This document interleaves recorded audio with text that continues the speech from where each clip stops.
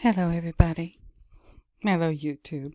Hello, art history enthusiasts and visual culture aficionados. It's me again, Miss M, and I'm back with yet another video. Today is the one that maybe many of you have been waiting for. I'm finally gonna do Understanding the Shining Part 17. Part 16 is down here, so you can see 2 months ago. Oh my goodness, it's been a rough couple of months. Let me just put it that way. I've done like a good number of videos since then, but I don't know if I've explained it to you already. I probably have.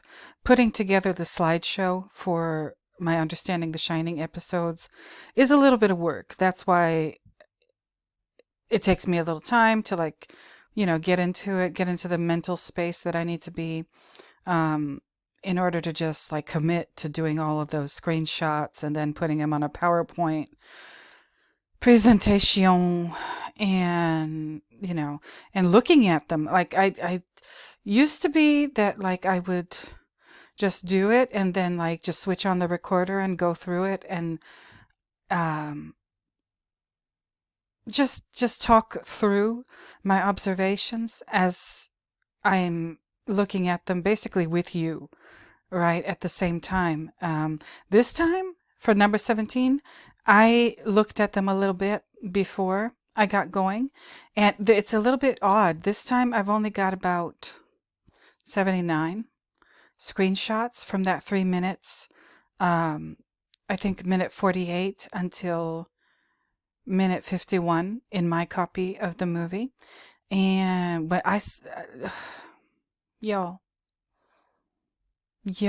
my faithful people, my subscribers, my watchers, my listeners, y'all, I think I found something this time that might just knock your socks off. But maybe it won't knock your socks off. Maybe somebody's already seen it before me. Um, and if that's the case, that's fine. If I haven't made a new discovery, that's fine. But when I saw it, it's something I've never seen before, and I've watched this movie a couple of times, let me tell you.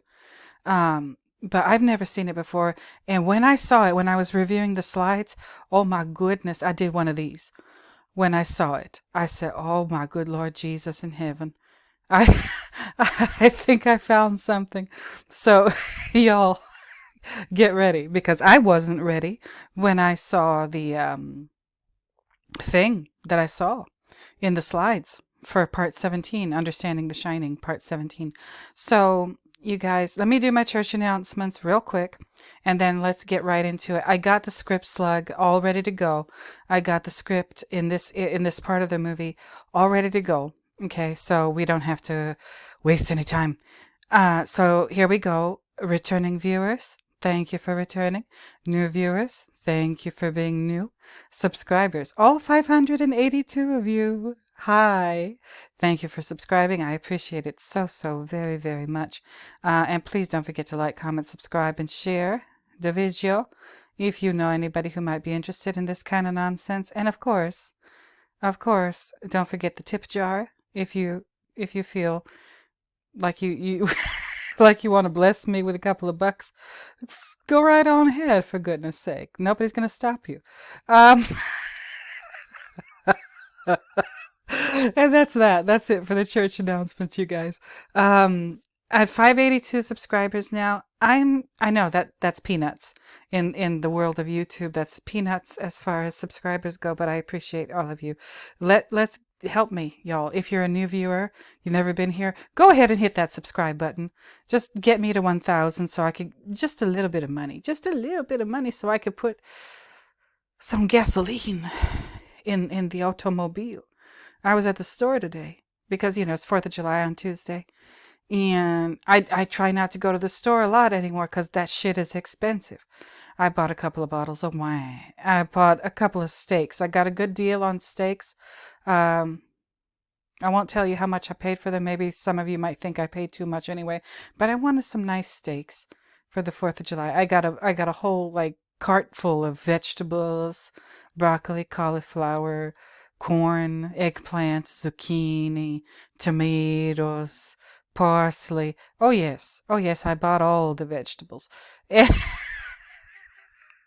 So, hope I'm gonna do some cute little recipes. I'm gonna do a zucchini and ricotta cheese pie. I'm gonna do puff pastry and lemon cream kind of dessert thingamadoo. Um, so I think I'm gonna have a little bit of fun for 4th of July, test out a couple of recipes. But and if you're interested, I found the most amazing Italian lady on YouTube who does the most amazing Italian breads and pizzas and desserts. Let me know in the comments if you want me to put it in the community tab. She's awesome, and I'm gonna do a whole bunch of recipes of hers, starting tomorrow. I'm gonna try my first one. That's another reason why I went to the store. But anyway, that's it. That's it, and that's that, and that's all. Let's get into it.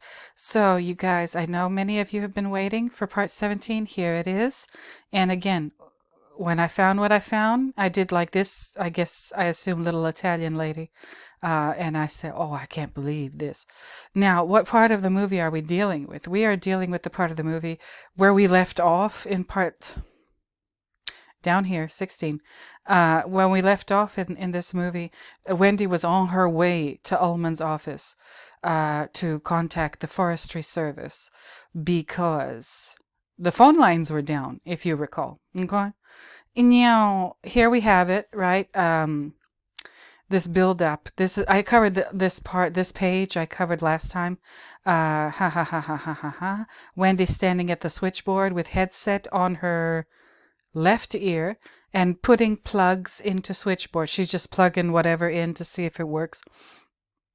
Wendy puts socket into various plugs, and then Wendy says, I knew it. And she's smoking a Virginia Slim. I think it's a Virginia Slim in that scene. Because that's her brand, right? That right in the beginning of the movie, that gets established as her brand, Virginia Slims is. And then Wendy puts the headset and plug down and turns away from the switchboard, and she walks right to left to the door.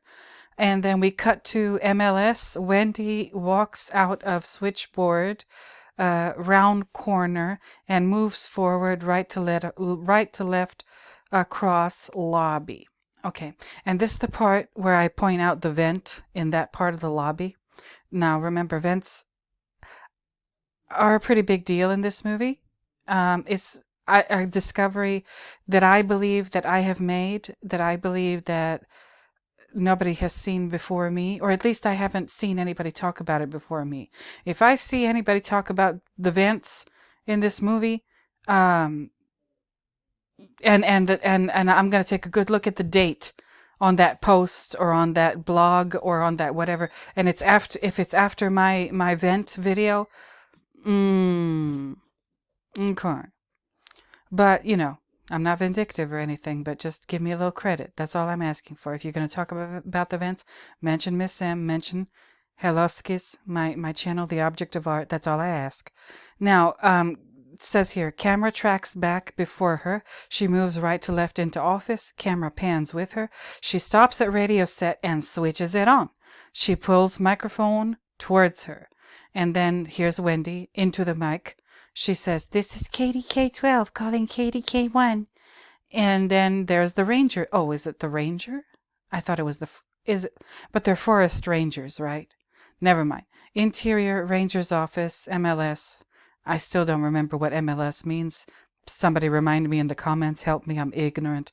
But anyway, Ranger seated at radio, cam L, I think that means left. Man standing at filing cabinet, camera right. Girl seated at desk, camera right. Okay, cool.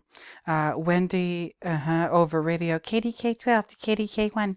And then the Ranger says into the mic, this is KDK1, we're receiving you, over. Okay.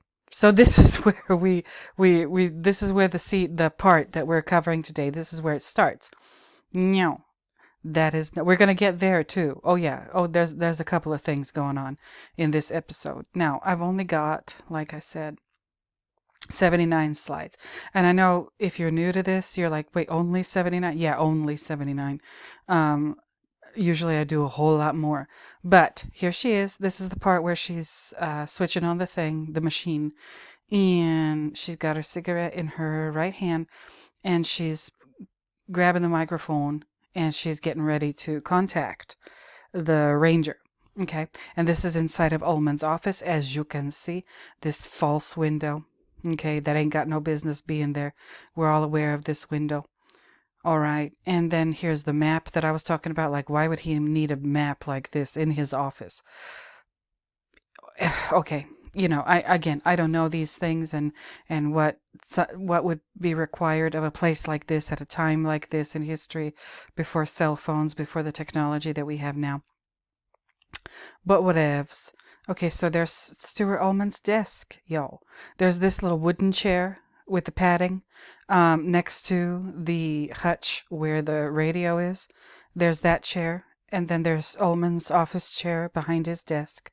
And then there's this chair towards us. You can see the shine on it from, I guess, the fake light from the window. And as if you take a good look when you're watching this movie and you see through this window, it's snowing. So keep that in mind. So Ullman's chair, the chair across from Ullman, and then this chair over here. Curtains are open. We can see through the false window. It is snowing. There's the eagle over here on the windowsill. Okay. So that's the first screenshot I took. Then here it is again. Okay, I guess she's trying to contact the forestry service. Okay. And this is the inside of the office for the forestry service. And that's what I was just talking about. I read that from the script. There's this guy sitting down at the radio. Then there's this guy at the filing cabinet. Then there's this lady sitting down at this desk writing whatever. And Tankard, check this out. And everybody, but me and Tankard would having some talks about the books. Look at these black books, these black binders with the labels on the spine of the binders. This might work with what you're working on now, Tankard. Let me know. I don't know, but we don't. This is like more or less the only shot, the only of the forestry office. This is like the only wider angle shot of the office. Okay, and we have wood paneling on the wall, on this side of the wall anyway. And let's see. Yeah. And then this guy, this younger guy, he's got a telephone here and he's got this radio here. And he's got a clipboard in front of him. And check this out, y'all. Over here on the left hand side of the image, these two green glass bottles. Okay. Guess what I believe those are? I'm pretty sure. I'm not 100% sure, but I'm about 99 point something sure that these two green glass bottles over here are probably bottles of 7-Up. Okay. 7-Up. Where have we seen 7-Up? We've seen it in the hallways. We've seen crates of it stacked in the hallway, like around the kitchen or whatever, in the Overlook. And again, I did that video about the beverages that we see in this movie. 7-Up is there. 7-Up is, or at one time in history when it was still a pretty new soft drink, soda, whatever, it was like, one of its main selling points was that it had lithium in it. All right. And lithium is administered to psychiatric patients. So we have some 7-Up here. Okay, it's hard to see, and the bottles are turned in such a way so that it is almost impossible to see like the label on them. I know it's hard to see, and I have bad eyes. I need to get some new glasses. I've had these ones since, oh my goodness, since 2009. I'm going to get some, I have an appointment later this month to go get my eyes measured and a new prescription. I'm going to get some high-powered reading glasses. Yo, I'm going to get reading glasses, bifocal, you name it. But if you look closely, you can see on these little white parts of this that you can see here, you can kind of make out that it says 7-Up, but the letters are facing upward. They're not across left to right. They're from down to up. the 7-Up, and then there's the little red seal on the neck of the bottle, which would also have a 7-Up logo on it. Like, that little red logo of theirs. So it's there. Okay, and here's another. Okay, see, he just moved in his chair. The 7-Up bottles are there. Okay. What does that mean? Again, Tankard is working on a pretty interesting and amazing theory about the hotel in this movie. And I think 7-Up plays a role in it. So there it is in this Forestry Service office that Wendy is contacting because she's concerned about the telephone lines not working. Okay? No. So, there it is. Now, again, we go from, this is slide number 1, slide number 2. This is really interesting. Look at this. Look at how the from, this is slide number 1 and this is slide number 2. Look at how the picture bounces, or it seems to bounce. Like, what the hell? Look at this. This is all one shot. This isn't like this and then it cuts to something else and it goes back to the office. No, this is all one continuous shot. Why is Stanley shaking the camera? Like, what's going on? I don't know, but I just noticed that little bit right there too. I didn't notice it when I was going over these slides, but looky. Lord, it's like a fun house.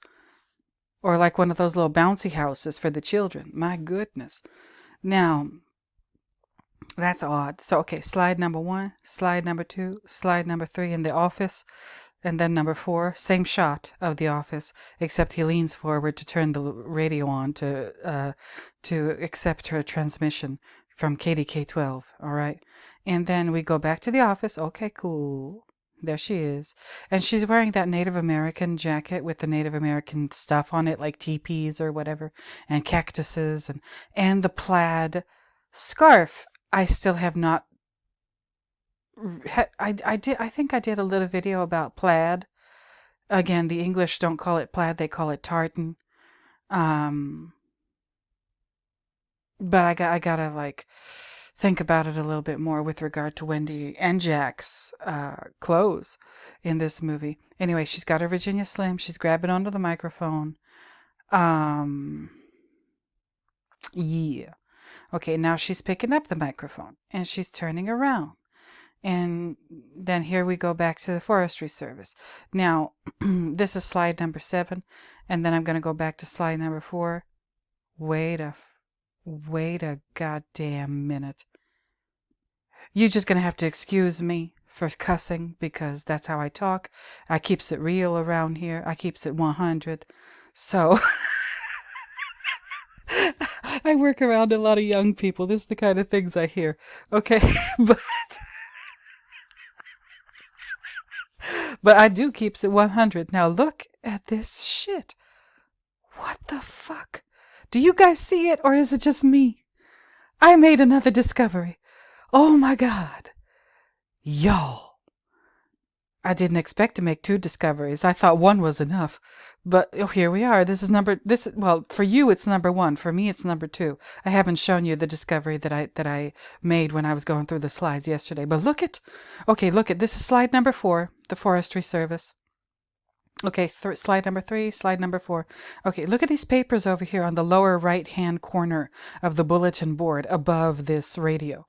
Oh my god, look there's 3 pieces of paper, a small one, a middle-sized one, and a larger one in this lower right quadrant of the bulletin board. Okay, now we go back to Wendy in the office. Okay, snow, eagle, fake window. You know what's going on so far, but you got to get ready for what I show you in this office. Okay, lower right quadrant, small, medium, larger piece of paper. Okay, so a second ago, it was the small piece of paper in the lower right quadrant was white, the medium piece of paper was green, and the largest piece of paper, or like the vertically oriented piece of paper, was white. And then we jump over here, and it's fucking pink. What happened?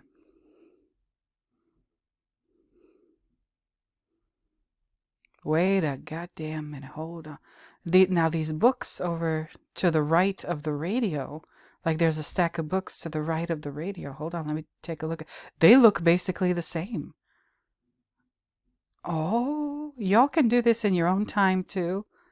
You could check my work. I welcome that. But oh no. Oh no, no, no, no. He changed the color of this third piece of paper. The rightmost piece of paper. This is pink. A second ago it was either white or the same color as the paper next to it. No, or maybe like a pastel green color. But again, it wasn't pink. That's my point. That's my point about this. It wasn't pink. Now it's pink. Wait a goddamn minute. I knew there was something about these papers on the bulletin board. And I was really like trying to look at this bulletin board and be like, I know there's something up with these papers on the bulletin board. I know that Stanley's going to do something to mess them around or whatever and change them somehow. I thought he would change like the direction or, the way they're facing or whatever. No, he changed the damn color of one of the pieces of paper. Oh my God. Oh my good Lord Jesus in heaven. I just don't know what to think, you guys. How did this happen? I mean, I know how it happened. Stanley did his magic again. But like, oh, why is he messing with us like this? I'm like, I can't believe it. I found yet another thing. Now, I don't know if this postcard here is different than the postcard we see here, but I'm not really concerned about that. I'm concerned about this big piece of paper that was not there a second ago. Oh, Lord. Okay. Okay, back to the office. Okay, so Wendy and the forest ranger dude, the handsome young forest ranger dude, are having their little exchange on the radio, right? Because she's calling because the phone lines are down. Okay. And now what I want you also to kind of pay attention to, Wendy is wearing this yellow jacket and again her moccasins, all right? And the plaid scarf. I guess it must be really cold in this hotel. But she's wearing this like Native American themed yellow jacket. You see the teepee on her sleeve and what have you. And she's wearing the moccasins and she's smoking her Virginia Slim. Okay. And there's like smoke. You could visible kind of thing of smoke coming up from the end of the cigarette. As she's talking into this microphone. And I know there are people who, like when Ullman is standing here shaking hands with Jack, they remark about this paper tray and they say how it looks phallic. Oh, okay, maybe. It looks like this part of the paper tray looks like it's sticking out from Ullman's body, where. Okay, I'm not going to get too graphic. But, they all talk about how this looks like an extension of Ullman's body. You know what I mean, in that scene. But they never talk about this and how this possibly looks. And again, if you're a grown-up and you're watching this, you know what I mean. Okay, I'm not going to go into the gory details, but you know what I mean. The way she's gripping this thing. But I'll leave that alone. Y'all let me know in the comments. Keep it clean though, because this is a family friendly channel, in spite of all my cussing. But anyway, look at the plume of smoke coming from her cigarette. So if she's got Native American designs on her jacket and moccasins, is this a smoke signal? Is the smoke coming from her Virginia Slim? Essentially, a smoke signal. Is she sending smoke signals to this guy? And again, the paper is still pink. Let me take a look at something real quick again. Okay, hold on. Oh, wait a goddamn minute. Hold on. Okay, look at the shelf, the top of the radio. Okay, so compare and contrast this with this. I don't know what to think of this folder here, or this collection of folders. Do you see any differences? Y'all need to help me. But maybe there aren't. Maybe it's just me hoping to see something at this point. But they look a little different from slide number 4 to slide number 7. Definitely the paper that's here changes to a pink sheet of paper. But anyway, so here we go. She's sending smoke signals to the Forestry Service in this creepy ass office, of Stuart Ullman's office. Okay, and she's got her foot up here. She got comfortable. She's ready to chat with this guy. And again, there's Stuart Ullman's chair. You can see the outline of the chair over here on the lower right-hand side of the screen. Maybe that corresponds to the lower right-hand side of this I don't know. Bulletin board. I don't know. But anyway, okay, so he's talking and he's telling her that, yeah, the phone lines are going to be down for a while. Let me check one more thing before I keep it moving. Yep. I fucking knew it. Again, excuse the language. Look at this. So this Forestry Service young handsome man, he's got his clipboard, and this is his left arm, and next to the clipboard, like right before Wendy calls him, there's nothing. Is this guy left-handed? I'm not sure. Is that a pencil in his left hand? It looks like it is, but whatever. Okay, so there's nothing. There's just the clipboard and then this black telephone to the left of him on this table in front of him, in front of the radio. And now look at this. Where the fuck did this blue folder come from?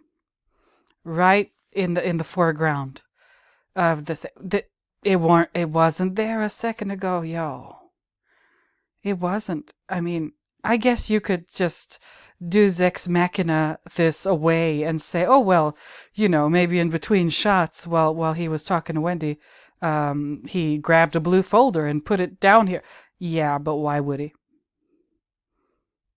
Yeah, why? Just why? But whatever. Okay, so she's talking. And I told you about the smoke signal. She's comfortable here. She's kind of kicking back on this thing and chatting with the guy. And like I said, the smoke coming from her cigarette, because she's wearing a Native American designed jacket and the moccasins. I interpret the smoke from the cigarette as a smoke signal. So she's communicating, like smoke signals are communications, right? Or that's what we were told. I don't even know if smoke signals were a real thing, like in the Old West, or, when Native Americans lived in the area. I don't know. Maybe that's just Hollywood.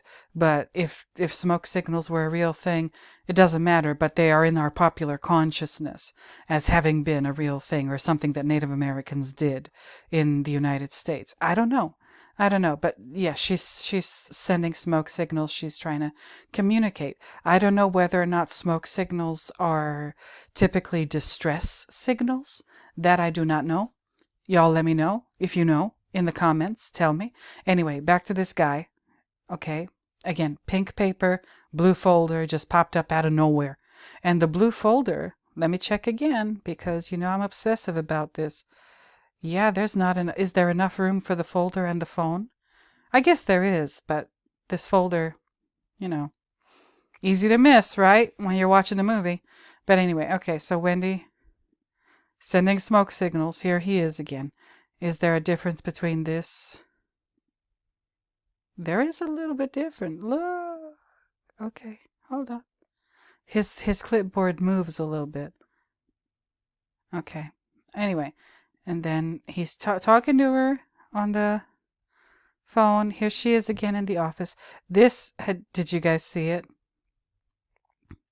Have you guys noticed the thing that made me go,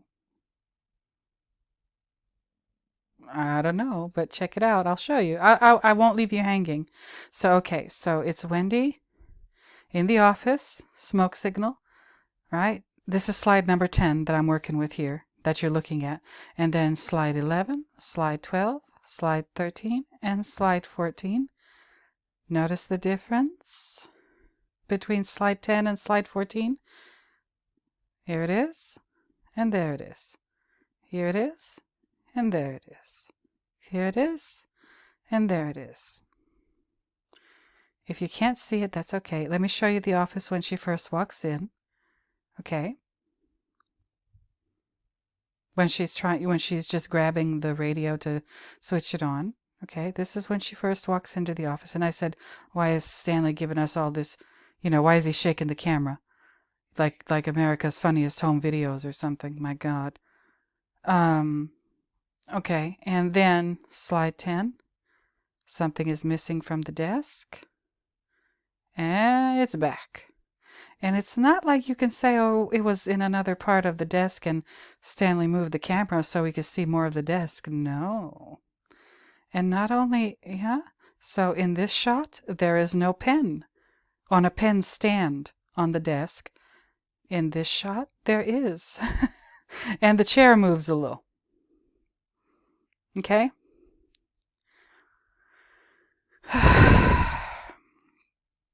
The chair moves a little. Okay, so this is before, or no, I'm sorry, this is before, slide 10, and this is slide 14. I'll do it a couple times just so you can see. And it's the only thing that I could identify. And I went over this scene with KDK1 to KDK12 to KDK1. This is like in the Ullman's office, this is the only thing that I can see that changes. I've showed you the two things that change in the forestry ranger's office. The pink piece of paper and the blue folder on the desk. But this is what changes in Ullman's office. This fucking chair moves and the pen goes from not being there. I'll show you all the Wendy slides from this sequence up until number 14. So she comes in, the chair is where it is, and the pen is right here on the desk. Okay? And then here's the next slide. Then where is it? Where's the pen? You could say, well, the pen is, it's been obscured because of the camera angle. Okay, cool. Right? There we go. There we go. There we go. There we go. Does the chair move? I'm going to do it again. First, second.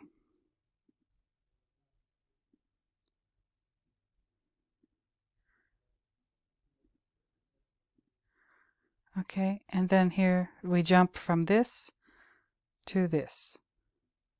This to this. So between this and this, we have this, this, this, and then this. All of a sudden the pen is back. Okay, cool. And then we go back to the Forestry Service. All right.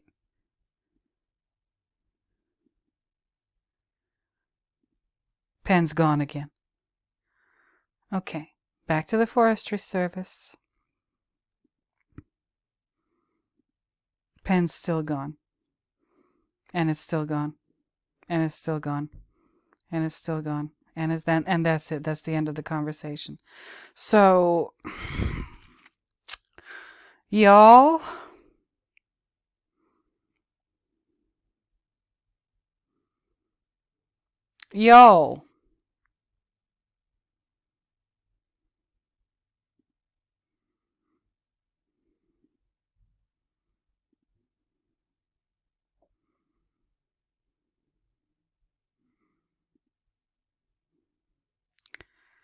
I don't know what to think.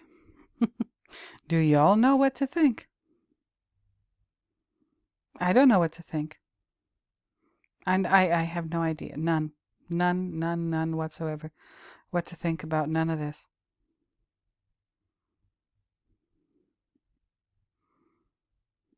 Okay, this is slide 10. This is slide 14. Okay, so no pen. Pen plus the chair moves. Then we go back to the Forestry Service, and then we go back to the office. Pen is gone again. What the hell? And then we go back to the Forestry Service.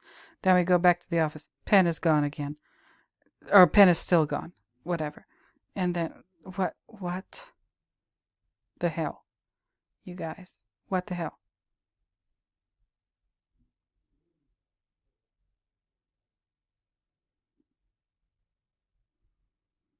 I don't know what to think. You guys tell me. And again, what have I identified? Again, when we first see the interior of the Forestry Service office, we see this wider angle. We see this lady. We see this man over on the right-hand side. And we see some red books. There's a red book up here. If for anybody, is it a book or a folder? I'm not sure, but there it is. There's a clock that tells you about approximately what time it is. I guess it's almost noon, so it's like 11:35, 11:40.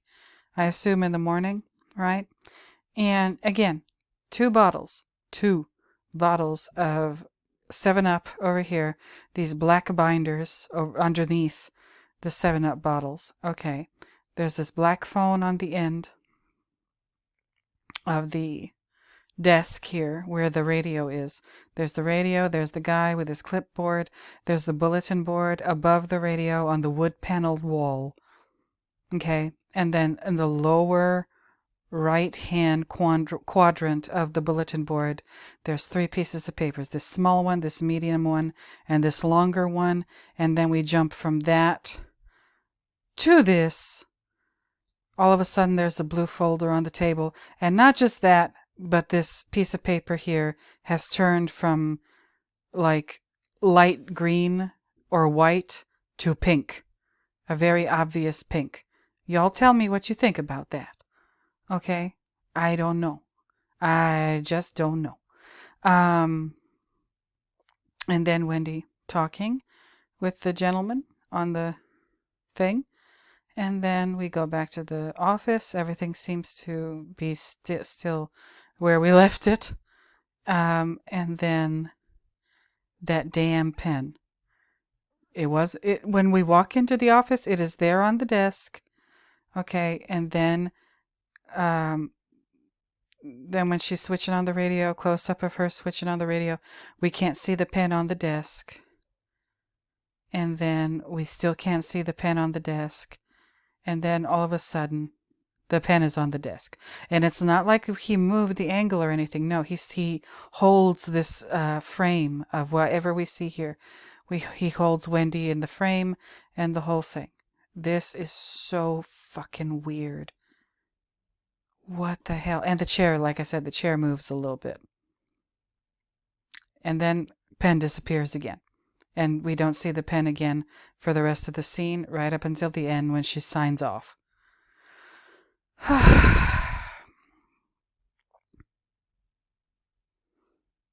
I don't know what to think. I really don't. I really, really, really.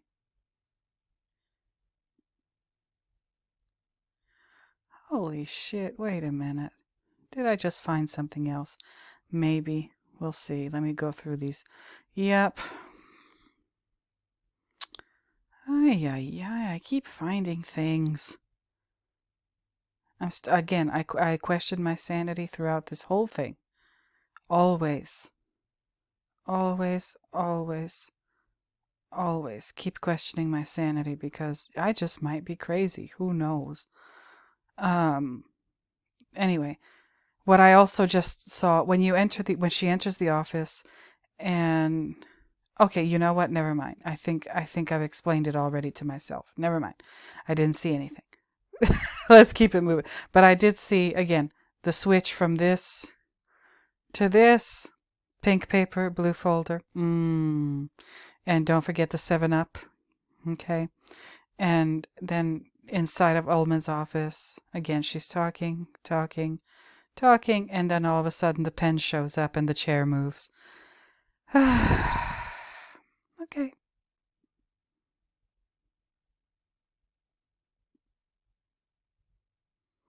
Pen shows up and the chair moves. And then the pen disappears again. And that's that, right? So in this exchange between Wendy and the Forestry Service guy, let me get rid of her. Anyway, so Wendy starts off by saying KDK12 to KDK1. Then the ranger says, "This is KDK1. We're receiving you. Over." And then Wendy picks up the microphone and she says, "Hi, this is Wendy Torrance at the Overlook Hotel." And then the ranger says, "Hi, how are you folks getting on up there?" Over. Now, I'm going over the dialogue because we might find something here too. He says, "How are you folks getting on up there over?" It's like, wait a minute, hold on. Does he already know that they're there? I mean, did Ullman or Watson or somebody like let the forestry people know who's staying, who's taking care of the overlook? Um, for the winter? I'm just wondering out loud. Okay, but he says, "Hi, how are you folks getting on up there?" Over. Okay, and then here goes Wendy again. She holds Mike seated on the cabinet with foot up on desk. Okay, and Wendy says, "Oh, we're just fine, but our telephones don't seem to be doing too well. Are the lines down by any chance?" Over. Okay. And then the ranger says, "Yes, quite a few of them are down due to the storm." Over. And then Wendy says, "Any chance of them being repaired soon?" Over. And then the ranger says, "Well, I wouldn't like to say. Most winters they stay that way until spring." Over. Now, my question here is, what kind of bullshit is this? Like, what kind of like sad, sorry, rickety dickety like telephone lines do they have in this part of America where like all it takes is a little storm to fuck them up, and then you gotta wait until spring for somebody like workmen or whatever, the electric company or whatever, to get their asses out there and fix it. Like, first of all, let me ask this question. Like, does it even make sense to have telephone lines like we have in the city that are above ground, um, in with terrain like this, and knowing that it snows like crazy and there's blizzards and shit? Like, wouldn't or shouldn't those power or the telephone lines, shouldn't they be buried to make sure that the weather doesn't affect them? That because that's what they do in some. I know they do that in Europe. You're not going to see power lines because they're buried. I'm just saying. But here in the United States, there's a lot of places with power lines above ground. Um, and here where I am, Los Angeles, plenty of power lines above ground. Um, but I don't know. Like, I figure maybe in a place like this, it would just make sense to not have power lines that can be so easily damaged. But that's just me. I don't know. But he says, "I wouldn't like to say most winters they stay that way until spring." So, like, what about people who live in the area? There's other places. It's not just the Overlook Hotel in Colorado, in the mountainous, high altitude parts of Colorado. There's other communities and stuff. Like, so those people just don't have the phone until the springtime comes and they finally get their fat asses out there and fix them. Like, seriously? I don't know. That boggles my mind. I know this is the late 1970s, but still. Anyway, Wendy holding. Okay. Boy, this storm is really something, isn't it? Over. Okay. And the guy answers, "Oh, yes, it's one of the worst we've had for years. Is there anything else we can do for you, Mrs. Torrance?" Over. It's like he just cut her off. I don't know if you noticed that from this script or from watching the movie.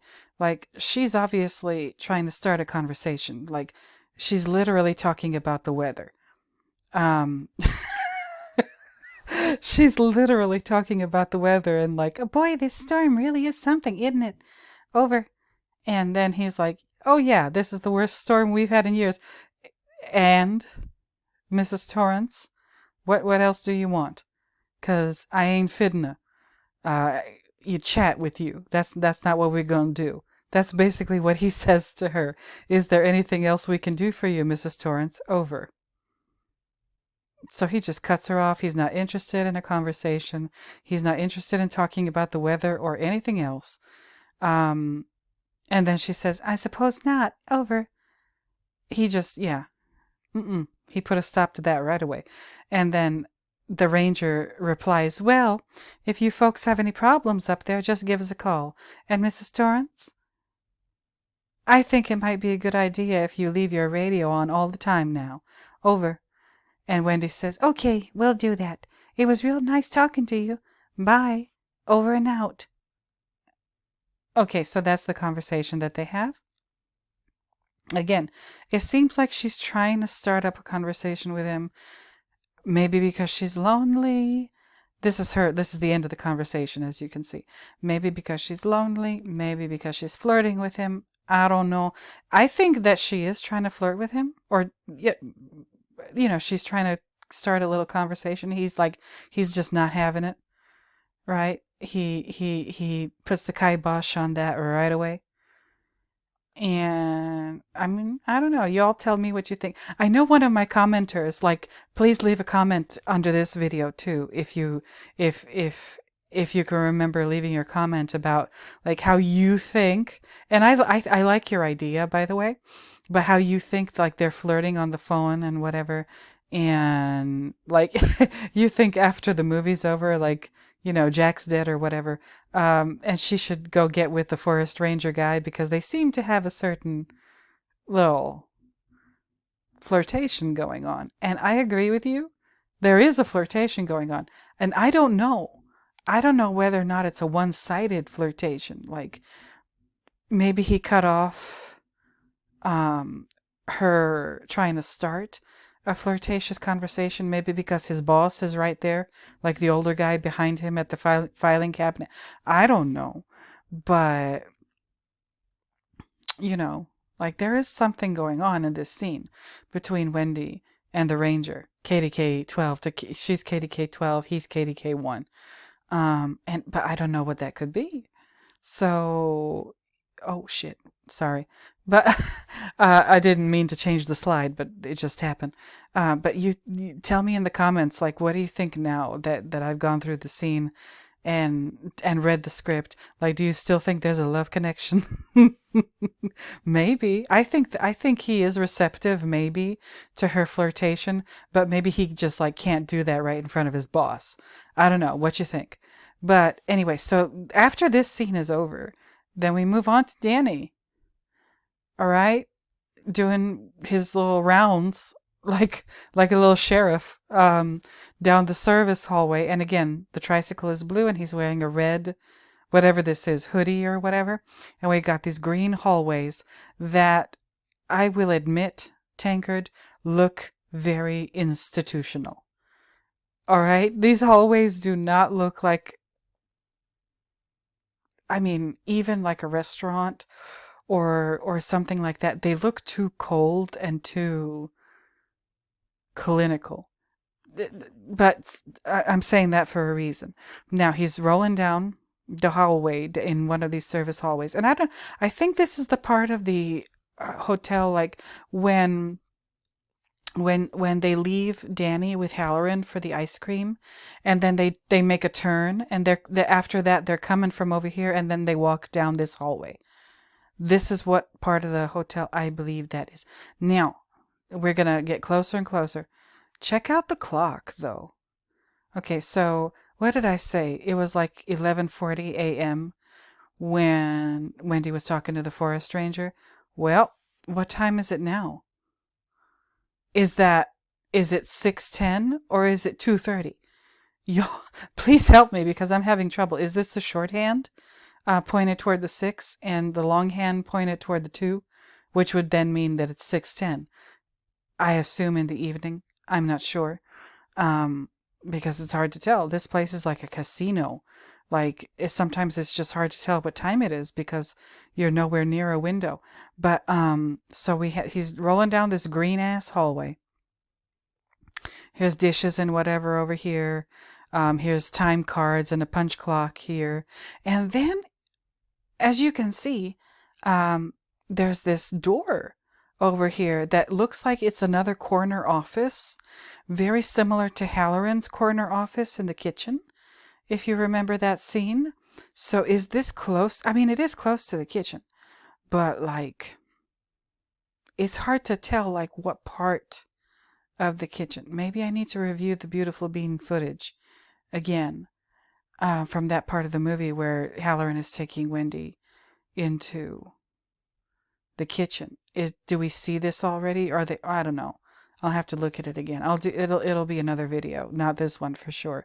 But what I also notice about this hallway is these fluorescent lights on the ceiling, and again with these pipes.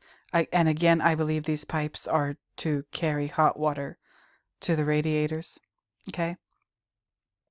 And as we get closer to this little part beyond these double doors, we see the crown candle chandeliers, 2 of them in this area.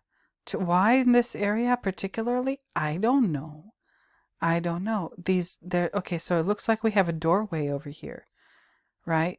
As we get closer to this. See now, this is what's interesting about this scene. So let me go back to okay, so this is Wendy. She's done in the office. And here's Danny rolling down the hallway, and he's rolling, and he's rolling, and he's rolling, and he's gone. Oh, no, he's not gone. He's making a right turn. Okay, and now he's gone. And then he's gone. He's gone.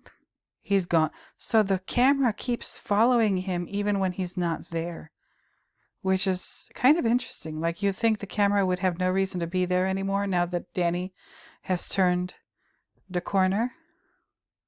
I don't know. So he turns the corner. He goes to the right. I don't know where he's going because we're on the ground floor of the hotel at this point. And again, there's a door. There's one of those decorative, like red and black doorways over here. Either it's a doorway or it's an elevator. I doubt this is an elevator. It's probably an entrance into some room. I don't think it's the Colorado Lounge, but I could be wrong. Is it the entrance into it? Is it one way to enter the Gold Room? Is it an entry into the Colorado Lounge? Is it an entry into,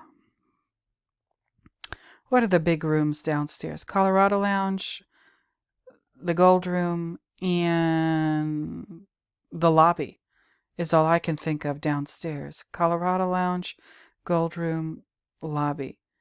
And do you guys remember in the beginning of the movie when Ullman is giving Wendy and Jack a tour of the hotel, the camera walk, right? And he makes a point of telling Wendy and Jack that they recently had a decorator out there to redo the Gold Room. I think that's significant. I think that's really, really significant because, like, we don't get any information in this movie that is not important, that doesn't mean something. I hope you know what I mean when I say that. We don't get any information where it's just like, just there's no such thing as whatever dialogue in this movie. No such thing. Everything we see and everything we hear, as far as the words that people are saying, is important. Everything has been measured and weighed and whatever. So anyway, so Stanley, even after Wendy, not Wendy, no, but maybe, who knows? Even after Danny disappears, he turns right on his tricycle, he's gone, but we still follow him a little bit into this area with these chandeliers, right? And then all of a sudden, oh shit, here we are again.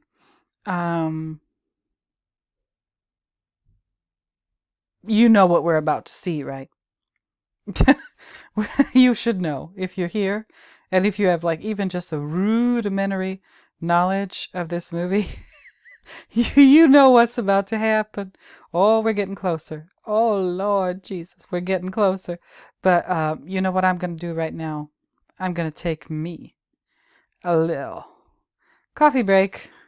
All right, so let me go back here again, and I'll come back after I've had a little bit of coffee and a little time to think about all of this, because it's a lot, isn't it? It's a whole lot. So I'll be right back, y'all. Stay right where you are. And by the way, go get you some coffee too. Especially like Tankard, if it's 5 a.m. where you are, and you and your doggy are listening to me. That's awesome. And hello to your dog too. I bet he's adorable, or she. So I'll be right back after I have a little bit of coffee too. Hold on. Okay, you guys, I'm back. I have my little iced coffee. I even had a little cheese. A little bit of manchego cheese. It was good too. Um, but y'all, somebody, one of my friends on Instagram actually messaged me and asked me how my stuff is going. My A1C has fallen, so I think I'm no longer knocking on diabetes's door. I give all the credit to the low carb diet that I've been following. So I'm gonna keep going. This is just the beginning. This is just 6 weeks after my doctor told me that my blood sugar levels were a little worrisome, and I said, okay, no more carbs. And 6 weeks later, my thing fell several points, and I'm happy, and I'm gonna keep going. So there's that. And that's it. Like, that's all I'm gonna say. But y'all, if you haven't, consider low carb. If you're having issues of whatever kind, it might just help you. And also, I think this evening I had a commenter who said, "Oh yeah, this is why I can relate to you because you're a Bungle fan," and they said they went and they saw Mike Pat or Mr. Bungle perform in 1990. I am so jealous of you, sir or madam, because like 1990, circa 1990, Bungle must have been a trip.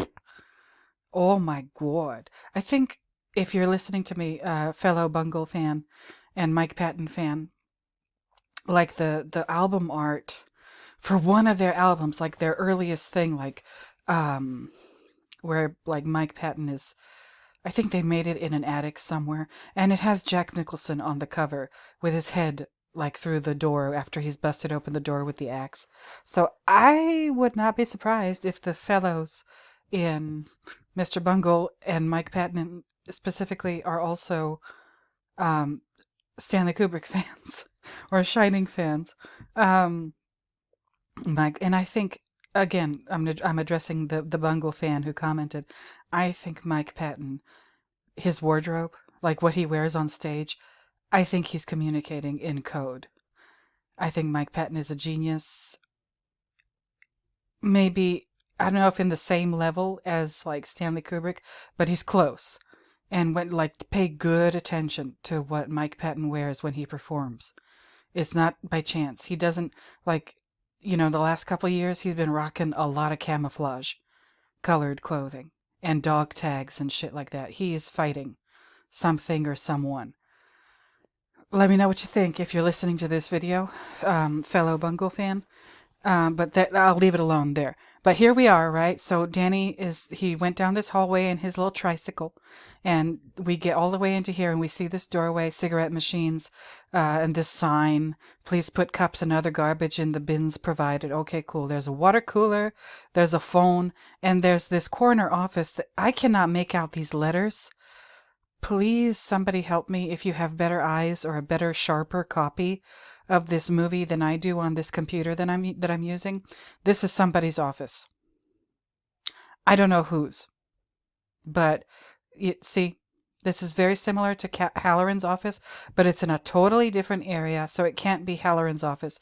Halloran's office is the corner office with all those windows in the kitchen. This is not the kitchen. It's adjacent to the kitchen, I think, because like I said, after they leave Danny with Halloran, you can see him coming down this hallway. Um, so it's in that kitchen-ish area. But whose office is this? Is this the caretaker's office? Is this? It's not Ullman's office. Ullman has his office. Halloran has his office. Is this Watson's office? I just don't freaking know. But like, y'all help me, because I need help every now and again.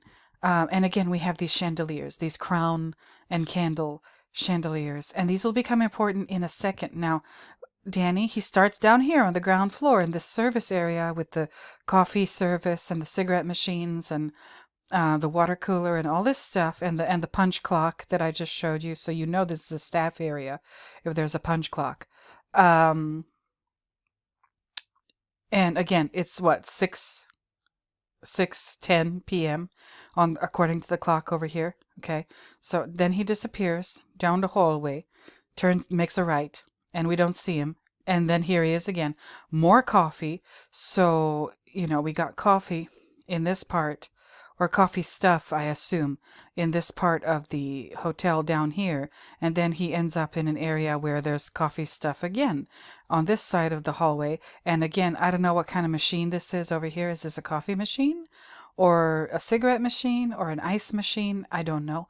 But this is supposed to be, we can tell by the wallpaper, the staff wing of the hotel. This place looks weird. This wallpaper, I've always been troubled by this wallpaper in this part of the hotel. Like, in this part of the hotel, either it's just straight up like baby blue, like solid color baby blue wallpaper, or it's these damn blue flowers on a white background wallpaper. It don't make no sense. And look at the lighting at the top. Weird. This is like an upside down tulip kind of light thing. And then he's rolling down the hallway. This is the first shot of him rolling down this hallway with these doors, and the walls and the door frames look slightly warped. I don't know about you. You let me know. And then there's this rolled up mattress at the end of the hall, right next to this dumbwaiter, which is weird. Like, why would they need a dumbwaiter if they have elevators? Or is this just a remnant of the hotel's past? Or, I don't know. I don't know. And then there's this blue carpet. Again, blue is Wendy's color, in my opinion. Rolling down the hallway, this runner, this blue runner. And he's wearing a blue, red hoodie. And he's got his tricycle with the blue seat. Okay, so he's making his way down this hallway. Okay, he's getting closer and closer to the left turn that he's going to make. And then as he passes, we see this glass case on the wall over here. See, which is interesting. As you can't see the glass case from this point, but as he gets closer, the glass case becomes apparent here on the left side, on this left-hand side wall over here. And then on the right-hand side in this corner, there's this funky-looking, dingy-looking rolled-up mattress in the corner. There's the dumbwaiter. There's like a black little thing here. Is that the switch that makes the dumbwaiter work? I don't know. But he gets closer and closer, right? And then, as you can see in this glass case, you see a fire extinguisher. Okay. And then there's doors. All right. I don't know. Like, Tanker did a thing where, like, he did a video where he says, like, on most of these doors, other than room 237 and one other door, you're going to have to watch his or his video to find out. You can't see the room number on most of these doors, which is odd. Okay, if this is a hotel, like, most of these doors should be numbered, right? But I guess not, huh? Anyway, so he's about to make his left turn. Okay, there's that dingy mattress. And then here's an even dingier looking mattress. So I think this is a mattress because of the stripes over here on the left. Like, what the hell is that? This mattress looks like it's been through hell. If it's a mattress. I'm not sure. This one, I'm pretty sure this is a mattress over here on the right. This thing over here, ew. Like, what is that?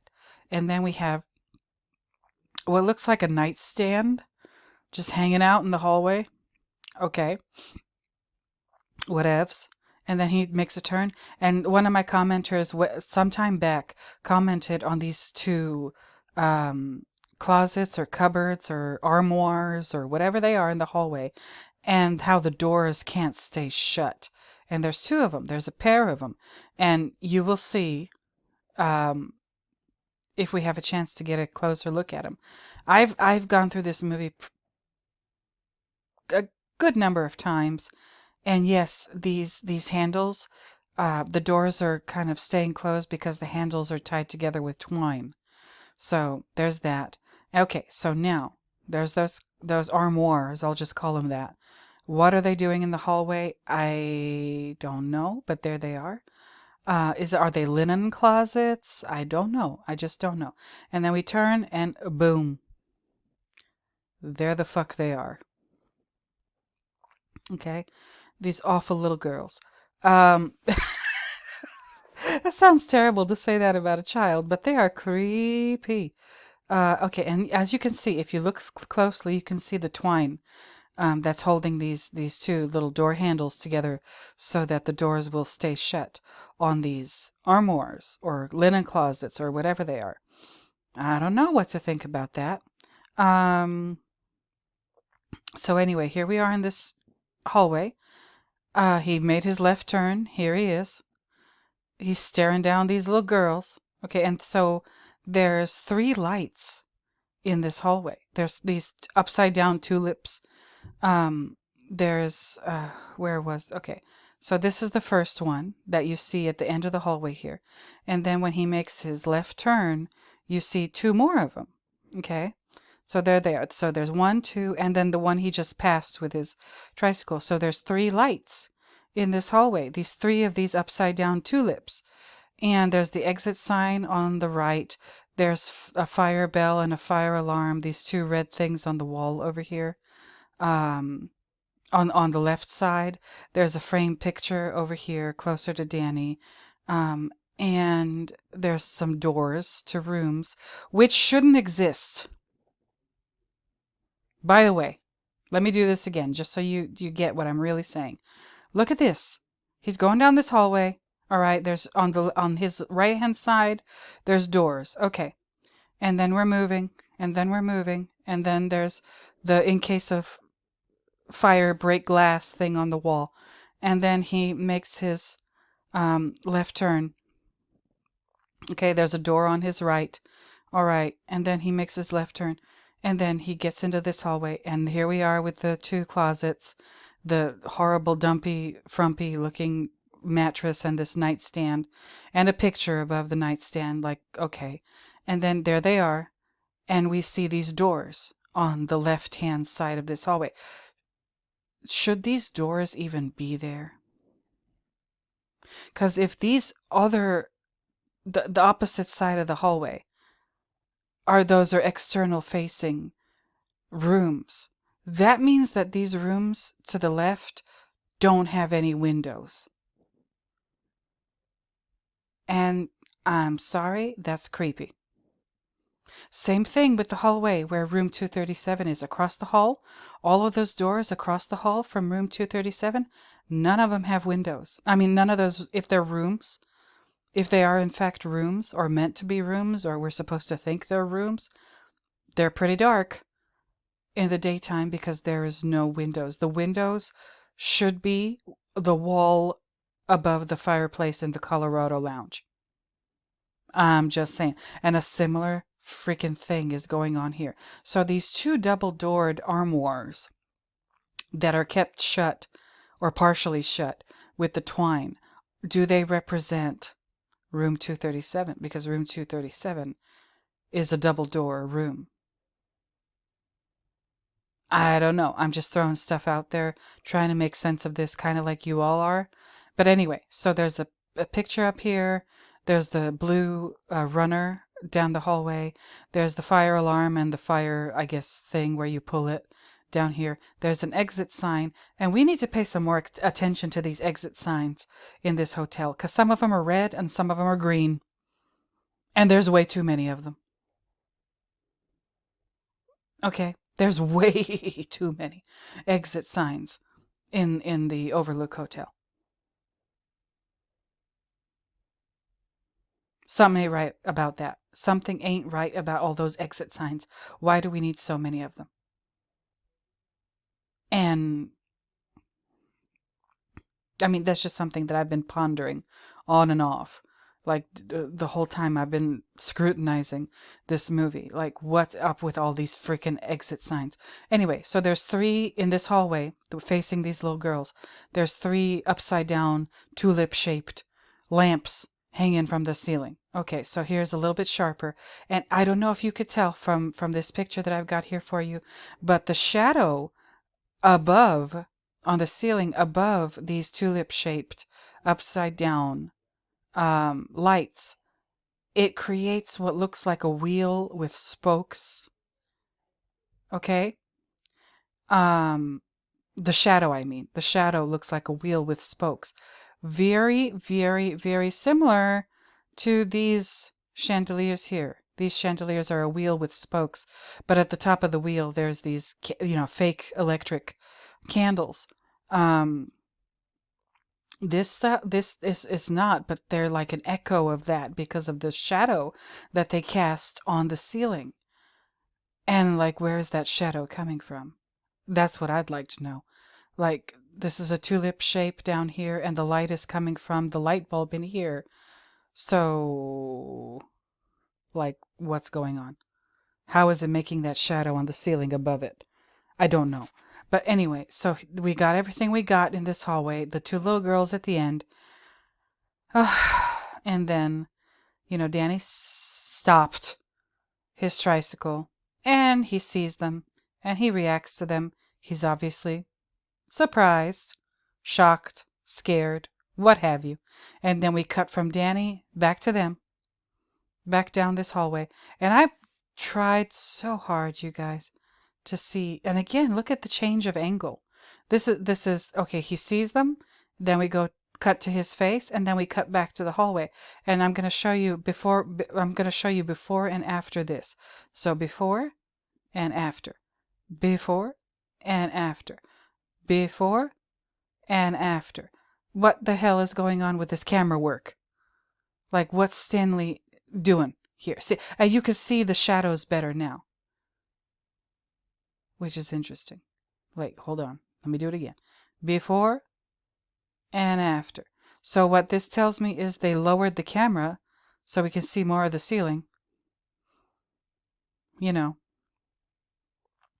Before and after. Are there any differences that I'm not noticing?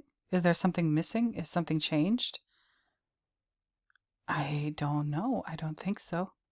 Do these doors move? Is there something that we need to be aware of? I don't freaking know. Before and after. And I tried, but I can't really, I found like one thing that could be a little suspicious. But okay, so we're looking at them, the girls, and then we cut back to Danny. He's shocked. He's taking big deep breaths because he's shocked. This is before. Okay, then we cut to this. Right, he's having a hard time. And then this is before, and now this is after. Okay. Before and that, see, this the camera angle doesn't really change, but the lighting does. Do you see this? This is a colder, like bluer light, and then he's all shocked and breathing heavy, and then a pinkish kind of light. So we go from this colder look to this warmer look. I don't know what that means, but I'm making note of it. Okay. And then we cut from this, all right, to this. All right. And now, like I said, so see this wallpaper over here behind the chair? Solid blue. And then in this hallway, it's these blue flowers on a white background thing. There's blood splatter all over the place. There's the axe. All right. Is that what is there an axe in these glass cases? I don't know. In case of fire, break glass cases. There's the window at the end of the hallway. Does this hallway, at the end of this hallway, where this window is, does it continue to the left? I don't know. I really don't know. But there's these girls, and their bodies are positioned absolutely the same, except, one is facing the floor and one is facing the ceiling. So if you took this girl in the foreground and you took a spatula and turned her over, her body would be exactly like the one behind her. Exactly. The leg position, the arm position, everything. Which is interesting and weird. There's a puddle of blood in front of her. You see this? It's kind of shiny. There's a puddle of, obviously not real blood, but this is movie blood. And then the axe, and then the overturned chair. And that's where the guy's theory comes in, that I finally found a blog where the guy talks about the chairs. And I'm going to bring that to you in a future video. We're going to talk it through. What the hell is this chair doing here? Why is it here? And why is it turned over? This guy has an interesting theory. That's why I want to share it with you. And definitely I'm going to give you a link to his blog so you can go through all of his articles on your own. I remember reading them and being very intrigued by them. Um, but that's for another video. So again, this girl over here, if you turned this one over with a spatula, they would be exactly the same position of their bodies, their legs, their arms, their heads, everything. Everything. Okay, and there's blood splatter. The painting is or the painting, whatever this is on the wall, it's crooked. And you have an in case of fire break glass thing on the right hand side over here that you can't see from this angle. So that doesn't mean it's not there, but we can't see it from here. Okay, you can see it from here because this is close up to the girls in their dead state. But from far away, you can't see either the picture on the right wall. I'm sorry, no, not right. The picture on the left wall or the glass with the fire extinguisher and whatever on the right-hand side on the wall next to them where they are in the hallway. So here they are. Okay, blood splatter, overturned chair, axe, puddle of blood. Again, blood everywhere, and they're all bloody and they look terrible. But what I don't see on them is any wounds.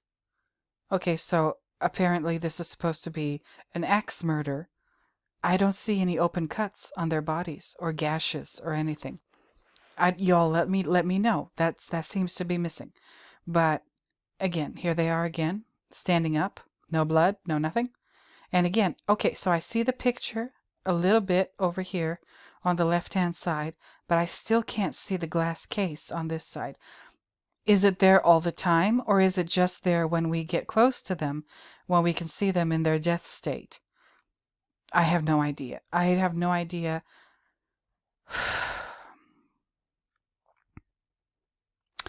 Is Stanley like doing a number on us? Again, what I did notice, okay, is the window back here with this diaphanous curtain in front of it. It's see-through curtain. There's 3 lights. So I assume these are the lights in the hallway. And this top light is the light closest to the window. And then the second one down is a little farther away. And then the third one down is approximately where Danny is with his tricycle. Okay, so 1, 2, 3 lights. So make note of that. You can't see them very well in this shot, but you can see them very well when you get close to the little girls. With all the blood and everything, you can see 1, 2, 3 lights. Okay, and then they're up again. They're alive again. And when they're standing up, you guys, you can see, you can clearly see one of these hallway lights. One. But when they're dead and lying down, you can see 3. And that's not just because they're obscuring the window, because look, when we get closer to the window, the lights are going to be lower. But when we get farther away, we should be able to see the lights too. But, so when they're standing up, there's one light that we can easily see in the window, reflected in the window. Remember, this movie is called The Shining. But when they're lying down and dead, you can see 3. So I think that these 3 lights represent the 3 people in this hallway. The little girls, 1, 2, and number 3 is Danny. And then when they're standing up, they're just one light. So is that one light just for Danny? Does that stand for Danny here? I don't know. I really don't know. But again, here they are again, dead. And if you cut, I'll show you in a second.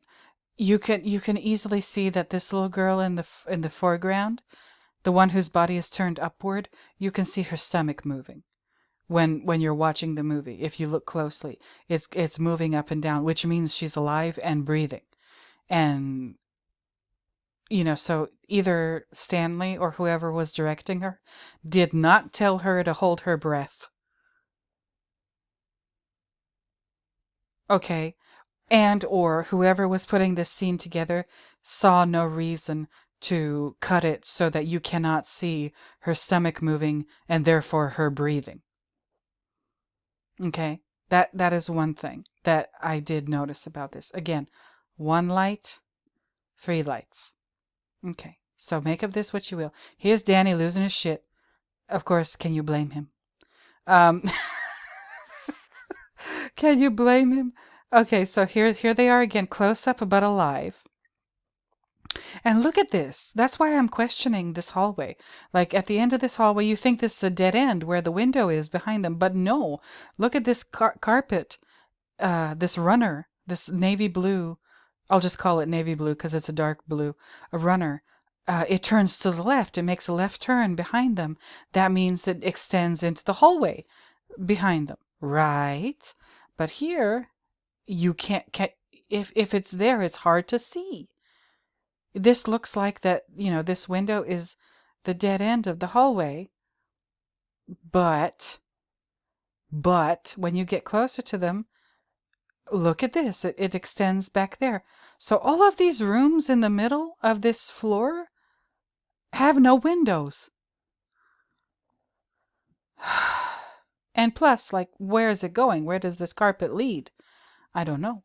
And there they are again, dead. Okay. And again, it's hard to see this carpet because her body is obscuring it. But you see this part of the wall here. This is not this. It's separated. And then the molding too continues down down the hallway over there on the left. So what the hell is going on? What is Stanley trying to do? He's trying to confuse the shit out of us. I guess there's a reason for that. Now there's no lights. Oh my God. Look at this. Okay, so one light, and then we see them dead again, and then no lights. What? What the fuck is going on?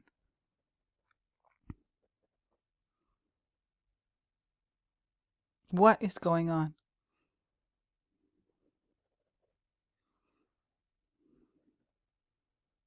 What in the world is going on? Now, no lights, no light, and then we get cut back to a picture of them dead again. Again, 3 lights. These lights mean something.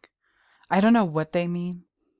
Are they supposed to be the stars in the belt of Orion?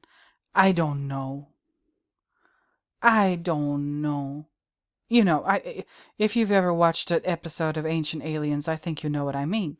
When I say the stars in the belt of Orion, you know what I mean. Like the 3 pyramids at Giza, okay, and the way they're aligned to match up with the 3 stars in the constellation of Orion, the belt of Orion. Is that what these are? I don't know. I don't have that kind of knowledge or that kind of wisdom or that kind of information to be able to tell something like that. But it's suspicious, is it not? And there's 3 of them. There's 3 of them. I don't know. Dr. Luke. Calling Dr. Luke. Do you know anything about that? The stars in the belt of Orion. Is this like how they're spaced out? And I don't know what to think. It's crazy. Yeah, and again, these moldings and these frames for the doors and the windows. Is very it's very I need to look them up exactly what kind they are, but it's very reminiscent of well, like Art Deco, decorative elements, which themselves are at least partially based on ancient Greece and Rome. So I gotta look that shit up. But there's so many things to look up. You could easily go crazy analyzing this movie. Pray for me, yo. But okay, here's Danny, and again behind him, yeah, he's losing his mind. He's terrified and shocked and everything. Now behind him is that rolled up mattress. You could see the rolled up mattress behind him. Okay, so he's just overwhelmed. Okay, so he does this, and then he puts his hands over his eyes. He can't deal with it. And he's covering his eyes, and then he starts opening up his fingers to see if they're still there. No, they're gone. Yeah, see this at the end, this bit of carpet, this blue runner is going, I think it makes a left turn at the very end of the hallway. So this it looks like a dead end, this window, but it's not. It's absolutely not. The carpet goes to the left, and this molding on the ceiling goes to the left. And again, check out this the shadow that's created by this upside down tulip looking light fixture, it looks like a wheel with spokes, just like those chandeliers in the public part of the hotel. The lobby, the Colorado Lounge, yes, and the Gold Room. Yo, yo, I don't know what to think. I really don't. Um, I really don't know what to think. But help me. Somebody, if you have idea again, and check it out. Check it out. This is okay. So he's looking through his fingers. Okay, the girls are gone, and there's just one faint light up here, and that would be this one that's closest to the window, I think. Okay. And then and there's this thing in the middle of the ceiling. That's for, I guess, it activates if there's a fire and it starts sprinkling water all over the place. Okay, cool. Um, Danny, again, when I've shown this movie to people at this part of the movie, they say, "Oh, Danny is shook. Danny is shook. He don't know what to think." Okay, and he looks very scared, and um, he's afraid to even look anymore. That's why he covered his eyes, and now, again, they're gone. Okay, here's the lights. This window is important for some reason. I'm not sure why though. I haven't like really pondered it very much. I've noticed the presence and the absence of the reflections of these lights in the hallway. That's about it. That's about it. Here he is. He's having a tough time. Again, that dingy mattress is behind him in the hallway. Okay, and I think he's about to summon Tony. Right, there he is. Um which makes me think like, apparently, or pretty obviously, Tankard, I don't know how you feel about this, but like, well, it seems obvious to me that Stanley Kubrick and Steven Spielberg were buddies, right? And like, when I see this finger, it makes me immediately think of E.T., which I'm pretty sure was directed by Steven Spielberg. Um, I don't know. Is that how E.T. communicates?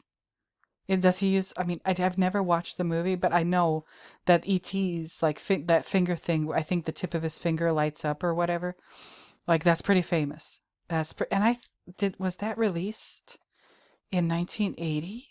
Oh, oh. Was the movie E.T.? Was it released? Was it? Yeah. Was it released in 1980? Y'all help me out. I don't know. Okay, but anyway, he's summoning. Oh, Tony's talking. He bent the finger. Okay, so and that's it. This is my last slide. This is minute 51 exactly. So I mean, there's only a little bit left of this hallway scene, which I'm gonna finish it up just a couple seconds more, and I'm gonna finish it up next time. When I do part 18, whenever that happens to be. Let me just run through this hallway scene for you one more time. All right, so we start out over here. I'm going to do frame by frame or screenshot by screenshot by screenshot. Okay, so here he is. Yeah, there he is. There he is. There he is. There he is. Turns right, disappears, but the camera lingers in this hallway. For some reason, that tells me that Stanley wants us to notice something. Okay, he wants us to notice something. Okay, and then magically we end up here on the tricycle. So we go from here to here. No explanation. We don't see the journey from here to here. No, we just he turns right down here and he ends up here. All of a sudden, clear blue sky. No explanation, no nothing. Okay, cool. So he's making his way down the hallway towards the dumbwaiter. All right. Okay. There he goes. He's on his way. He's moving. He's rolling. He's turning left. And there it goes. We're almost there. Oh, shit. There they are. There. There's the creepy little girls. Okay, Danny sees them. There they are. Okay.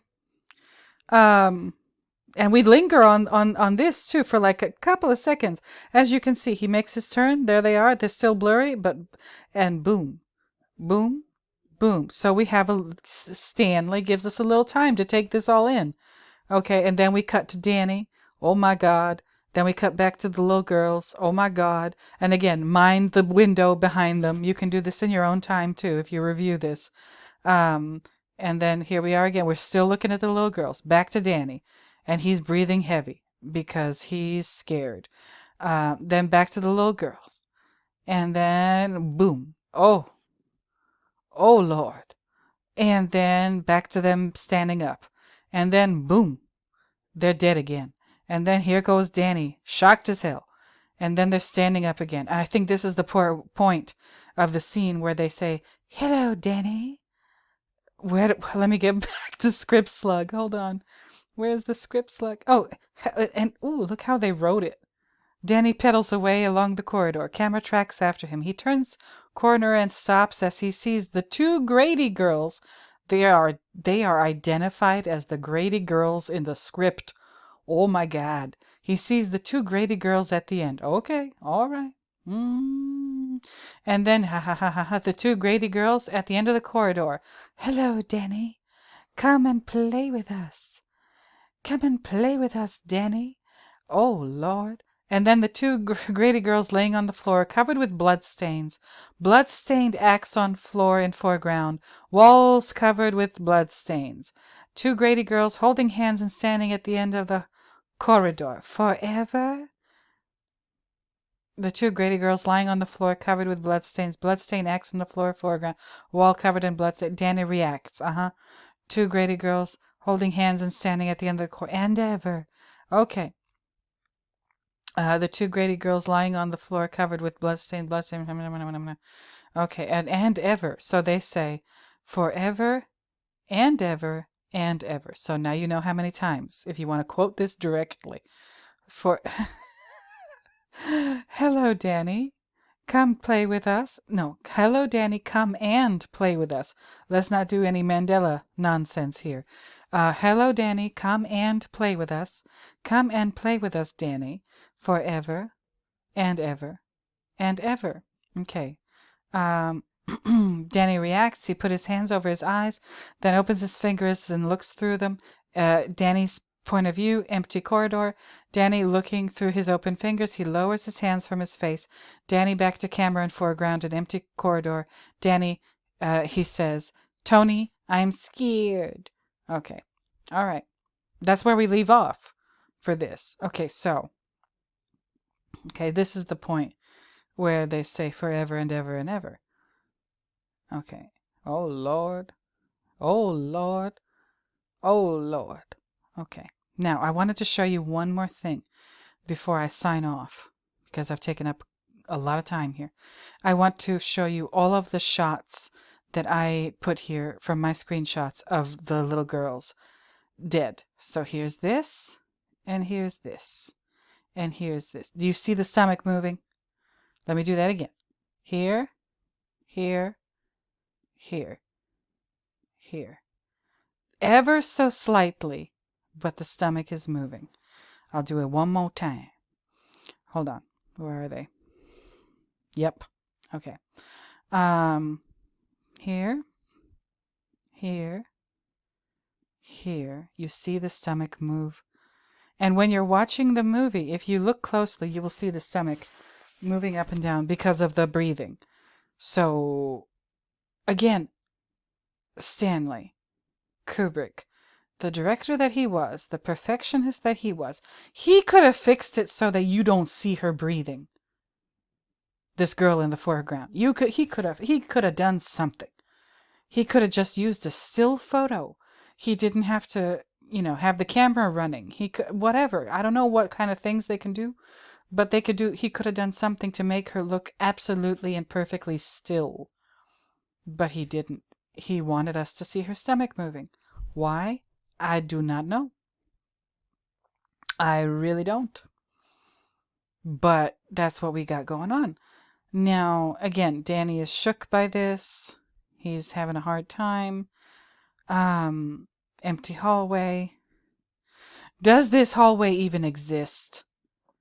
I mean, I'm gonna have to look at the shots in the before you walk into the Torrance's apartment in the hotel. I'm gonna have to look at like where the hallways extend, and could this be on the same floor or in the same area as um as the Torrance's apartment? I don't know. I don't know, but I'm gonna run through these for you one more time, this part, and then I'm gonna revisit Ullman's office again to show you once again what we found there, right? So here's the first one, second, third, fourth, fifth, sixth, seventh, eighth, ninth, 10th, 11th. Hmm, hmm, hmm. There it is. There it is. There it is. Yep. Mm-hmm. Look at all of the screenshots that I got from this scene. It seems like such a simple scene. It is not. There is so much going on here that I probably don't yet realize at this point. Okay? This is not an ordinary movie.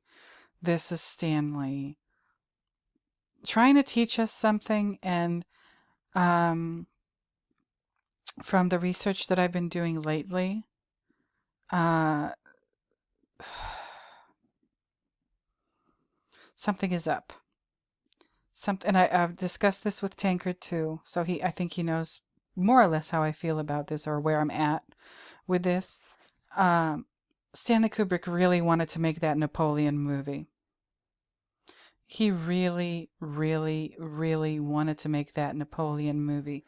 He spent a whole bunch of money and a whole bunch of time preparing to make the Napoleon movie. And I'm going to do a video about that. Yes, I am. But for some reason, the studio, who was he working for? Warner Brothers, told him, no, Stanley, you not gonna do no Napoleon movie. And I think maybe, oh gosh, maybe The Shining and possibly Barry Lyndon and The Shining are his reaction to being told that he couldn't do the movie that he really wanted to do. Okay? That's how I feel about it right now. But we're going back here, remember? Remember this freaking pen on the pen stand on Ullman's desk, and it's there, and it's there, and then we get to the ranger's office, wood paneling, 7-Up. Remember, 7-Up used to have lithium in it, and there's crates of it in the hallways at the Overlook, and the black books down here, black binders with 7-Up on top of them. Tankard, do with that what you will. And then the interior of the ranger office, the radio, the desk this guy is sitting at, with his clipboard and the phone over here. And the bulletin board above the radio, right? Lower right quadrant of the bulletin board is the important part. Okay, she calls him, he answers. All right, where's the damn pen? It's not there. Fake window. You can see the snow through the fake window. Oh my God. There she is establishing contact. And there he is. Again, where the hell did this blue folder come from? Where the hell did this pink piece of paper come from? It wasn't there a second ago. It was either white or like a very, very light pastel green. But it wasn't pink. All of a sudden, it's fucking pink. What the hell is going on? Plus the blue folder that again, wasn't there a second ago. Oh, okay. And then they have their little talk. There she is, talking through the microphone. And then we go back here, and back here, and back here. And then boom. This pen rematerializes. It disappeared. And now it's back. See? I'm not making this up. I can't do Photoshop to save my life. And this pen shows up, and plus the chair behind Ullman's desk moves. Oh, what the hell is going on? What the hell is going on? And like I say, I think she's sending smoke signals like a Native American. And she's got this Native American gear on, the jacket and the moccasins, the moving chair, the pen. Shit, what the fuck is going on? This is unnerving. And again, pen is gone again. Okay, go back here. Okay. Pen is still gone. Still gone. Still gone. Still gone. Still gone. Whoo, yo. Lord, Lord, Lord, Lord, Lord. Y'all, tell me what you think about all of this.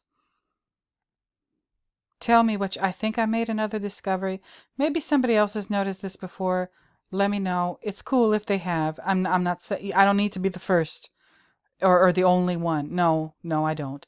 But if somebody else has if how do I say this? If somebody else has noticed this pen thing, right? It's gone and then it's there. If somebody else has noticed that before, I don't know about it. I have not been told about it. I haven't seen it, but it's very peculiar. And I noticed it when I was doing these slides, and I said, "Oh shit, what the hell is going on?" Anyway, you guys, I think I'm pretty much done with this set of slides for understanding The Shining, part 17. So I'm gonna, wrap it up. I'm gonna upload this video, and it'll be on there, on my channel for you to watch and enjoy with your coffee or whatever it is that you're drinking, or maybe, in preparations for the 4th of July festivities, you need to take a break and relax. You can listen to me ramble about this. So there's that. Thank you for being here, all of you. I'll reiterate the church announcements. Returning viewers, thank you for returning. New viewers, thank you for being new. Subscribers, thank you for subscribing. Please don't forget to like, comment, subscribe, and share. And especially comment, because I cannot wait to read what y'all have to say about this one, because I did not expect to make this discovery about this freaking pen, or anything like that, or this pink piece of paper. I don't know which one is more shocking. Y'all let me know in the comments. I can't wait to read it. So if I don't make a video before the 4th of July, please have a marvelous, happy, fun, and safe holiday. I wish you all the best. And that's that. So, again, can't wait to read the comments. And that's it. That's it for now. So until next time, y'all. Until I find yet another reason to talk at you. And you know I will. Until I find yet another reason to talk at you, I'm going to go ahead and bid you bye-bye. So, bye-bye, everybody.